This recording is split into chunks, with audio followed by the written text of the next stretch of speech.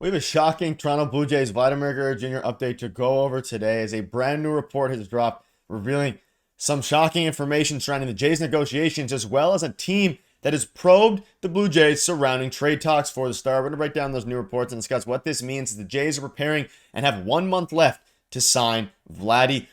And in the midst of all this Roki Sasaki stuff, this news that has come out has Jays fans fired up. Stay tuned for all that in this episode, but before you get into it, quick reminder to hit that subscribe button. If you're a part of the percentage who aren't subscribed to the channel, which is about 70% of you, this is the place to be for daily Jays content. So make sure to hit that subscribe button. And thank you guys again for your continued support. There's a lot to go over today, and obviously, Roki Sasaki, today's the day. I had a video on it earlier where the signing period opens up. We are all aware of that, and his signing could happen at any time. And if it happens, of course, we'll keep you updated. However, some news dropped today surrounding Vladimir Guerrero Jr., and some would argue, obviously Roki Sasaki's a generational player, hopefully, but some would argue that the Vladimir Guerrero Jr. situation, that we have 1 month left to sign him, that is the most pressing situation for the Jays. And some reports have dropped surrounding the New York Mets being interested, and we also have from Scotty Mitchell some new insights surrounding what their contract offer is and what it was in the past as well. So a ton to go over today. Let's dive right into it. And we're going to start with the Mets stuff, and then we have some interesting details surrounding the contract situation. So came out today, and it kind of blew up on Jays Twitter and among Jays fans and Jays Nation. So the Mets have spoken with the Jays this winter about Vladimir Guerrero Jr., league sources say, though those sources categorize the conversations as checking in. League sources who have spoken to Toronto this month say that the club is still weighing whether to extend their first baseman, which is, it's a blasphemous quote to say, and there's a couple parts to this. We'll start with the first part with the Mets. Now, obviously, we know that, if you know somebody who's Mets fans or you've seen Mets fans on Twitter or wherever, you know that, Mets fans and Mets in general, reporters even have been saying that the Mets priority is going to be Vladimir Guerrero Jr. next offseason once he becomes a unrestricted free agent. So if you're the Toronto Blue Jays and you're seeing all this, if you're a Jays fan, whatever it ends up being, and now you see that this winter, as recently as the winter meetings, we've seen that the Jays and the Guerrero they haven't made an extension. They haven't, done an extension, but the Jays and the Mets have checked in and have conversations, at least preliminary conversations on a trade. That's a little bit concerning. Now, that being said, the conversations were checking in. It's probably more so the Mets saying, do you want to trade Vladdy? The Jays saying no, and then that being the end of it.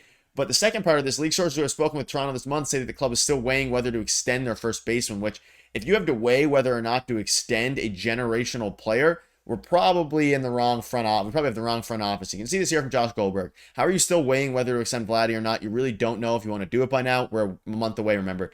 I'm fully guessing something was lost in translation there, and it's whether to meet his asking price. And that's the biggest thing. I think there's no doubt that the Jays want to extend Vladimir Guerrero Jr. That's come out from Ben Nicholson Smith. It's come out from, everybody involved. However, what hasn't come out is the fact that they wouldn't want to extend him in general. Now, I still think in this quote, when it says league sources who have spoken to Toronto say they're still weighing whether or not to extend their first baseman, they're weighing whether or not to meet the $400 million asking price. But if you're the New York Mets, you're obviously going to try to trade for Vladdy. Breaking, per Martin, the Mets have checked in on Vladimir Guerrero Jr. as an alternative to Pete Alonso, which is absurd. The Mets are continuing to hold the line with Pete Alonso, and Steve Cohen is in full support of the approach.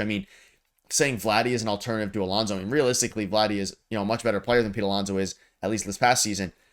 And it's a little bit concerning. You don't want to see other teams checking in on a pending UFA after this year, which is wild in itself. Let me know down below what your thoughts are on it. I think ultimately it's going to come down to the Toronto Blue Jays extending Vladdy or trading him. I don't know. I don't think they're going to trade him. I think it's going to be extending him or waiting until he's free agent and then trying to extend him then. I don't think that there's a world where they trade Vladimir Guerrero Jr. They have too much at risk, too much at stake here, especially with Ross Atkins and Mark Shapiro being in the final year of their contracts. They're not extended. If they trade Vladdy, that is a sign of, okay, we're waving the white flag. We're going to not compete next year, even though they just signed Jeff Hoffman doing all these things. So I'd like to think that a lot of these talks are just preliminary and that that got leaked is from the Mets side rather than the Jays side. But regardless, it's absolutely wild. And the fact that this continues to be, the team's even, it's the first time a report came out from a notable reporter, at least, that, the Jays have had conversations regarding trading Vladdy, which is a little bit concerning in itself. But at the end of the day, things like this are going to keep happening up until he's either signed or maybe traded or leaves in free agency. And talking about his contract here, Scotty Mitchell went on TSN and said there was apparently one 10-year offer, one 11-year offer, and one that came with a whole lot of deferred money, which the Vladdy camp was not interested in any sort of deferred money. So this is the first time we've heard about what kind of offer Vladimir Guerrero Jr. has received, what kind of offer Vladimir Guerrero Jr. Wants, and some more details there. So for one, he doesn't want any deferred money. Now, there's no report on when these offers were, whether these were before the Soto negotiations, whether they were after, but he doesn't want any deferred money, which makes sense, obviously. Shohei Ohtani's unique situation, Teoscar Hernandez as well. Vladdy wants his full contract. Now, they offer him a 10-year offer. They offered him an 11-year offer. And we have some insight as well from Scotty from his the podcast or the radio show he was on that revealed actual information about the exact number figure on his radio show that he was on. So we'll dive into that in a second. But when you're talking about deferred money, yeah, I mean, it's interesting to see the Jays are trying to take advantage of the deferred money route to help. It still counts the same towards the tax, but it helps with some things with the ownership and the way the luxury tax works. It's interesting. And again, whether that 10 years offer was probably $300 million, $350 million, 11 years, $370 million, something like that, we know, and it's been on record that Vladimir Guerrero Jr. wants an offer that starts with a 4. And that has been the holding point here. And that's what I assume the second league sources thing is talking about, where whether or not to extend him, whether or not the Jays want to offer him that $400+ million deal. That's going to be the big question mark. There's no doubt the Jays want to extend him. There's no doubt that the Jays have the money to extend him. They've offered him deals upwards of $350 million, according to Hector Gomez and a bunch of other reporters. However, there hasn't been a report the Jays have offered $400 million. Now, we did see a report from Hector Gomez a couple weeks ago saying that last week that the Jays are going to be pushing for a contract that is closer to what Vladdy wants. And then we're hearing this on the Vladdy negotiations. So the fact that this got out in general, I think, is a good sign, really, because it probably means they're closer to negotiations than we initially thought. And again, on this same show, so Scotty Mitchell gained some insight. He said they have yet to offer Vladdy a contract that begins with a 4. So, which is mind-boggling. But they haven't offered him a $400 million contract. They haven't offered him a $450 million contract. We know he's looking between 4 and 450. There's been some reports coming out that's saying he wants to and will only sign at $450 million, whether that's over 10 years, 15 years, whatever. So they've offered him a 10-year deal and an 11-year deal that has not surpassed or started with the number 4, meaning obviously it hasn't been $400 million. And that's the first time we've heard an actual concrete report on that. That's from Scotty Mitchell on TSN. You can go listen to that if you want as well. So as these things start to percolate now, the Mets are interested in Vladdy. We're seeing, fans be riled up. We're all riled up. The fact that they haven't obviously signed him. He's coming off of a great year, 940 OPS, some of the best peripherals in baseball. I mean, all signs point to him having the same year, if, maybe even a better year, maybe a slightly worse year, but somewhere in the 900 OPS mark. And if that's the case, you have to extend this guy yesterday. And that's the biggest question. Are they waiting for the Roki Sasaki situation to unfold?